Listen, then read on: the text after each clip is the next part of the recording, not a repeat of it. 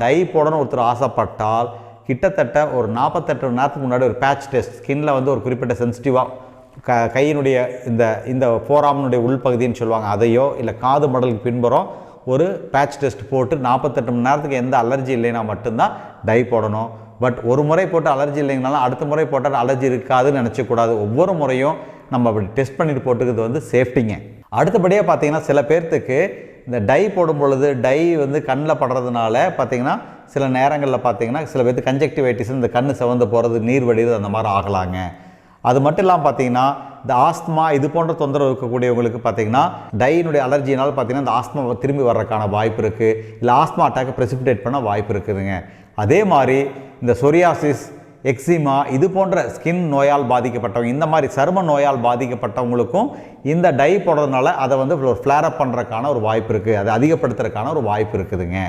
சரி, அப்படிங்கிற பட்சத்தில் நாம் என்ன பண்ணலாம்? அதுக்கு ஆல்டர்னேட்டிவாக என்ன பண்ணுன்னு பார்த்தீங்கன்னா இன்றைக்கி வந்து வெளிநாடுகளில் பார்த்தீங்கன்னா டைக்கு பதிலாக இயற்கை என்னென்ன போடுறான்னு பார்த்தீங்கன்னா காஃபி டிகாஷனையும் டீ டிகாஷனை கூட பயன்படுத்துகிறாங்க.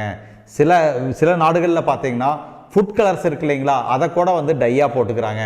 சில இடங்களில் கேரட் ஜூஸும் பீட்ரூட் ஜூஸையும் கூட பயன்படுத்தி முடிக்கு வந்து சாயம் போட்டுக்கிறாங்க. பட் என்னென்னு பார்த்தீங்கன்னா அதெல்லாம் வந்து ரொம்ப நேரத்துக்கு நிற்காது. ஒரு அடுத்த ஷாம்புயிங் பண்ணும்போது இந்த இன்றைக்கி போட்டிங்கன்னா இன்றைக்கி இருக்கும், அடுத்த ஷாம்பு தலைக்கு போட்டிங்கன்னா அந்த இது போயிடும்.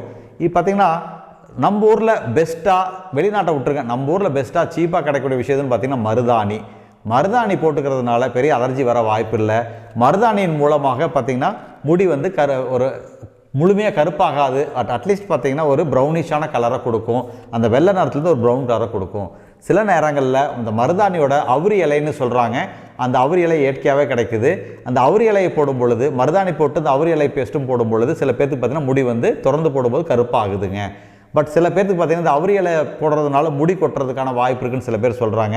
ஆனால் மொத்தத்தில் இதெல்லாம் வந்து ஒரு சேஃபான ப்ராஜெக்ட். குறிப்பாக பார்த்தீங்கன்னா அந்த மருதாணியை வந்து ஒரு இரும்பு கடாய் சட்டியில் போட்டு ஒரு ஓவர் நைட் சோக் பண்ணிவிட்டு அரைச்சி ஓவர் நைட் சோக் பண்ணிவிட்டு போடும் பொழுது அந்த முடிக்கு வந்து கொஞ்சம் ஒரு டார்க் பிக்மெண்டேஷனை கொடுக்குங்க.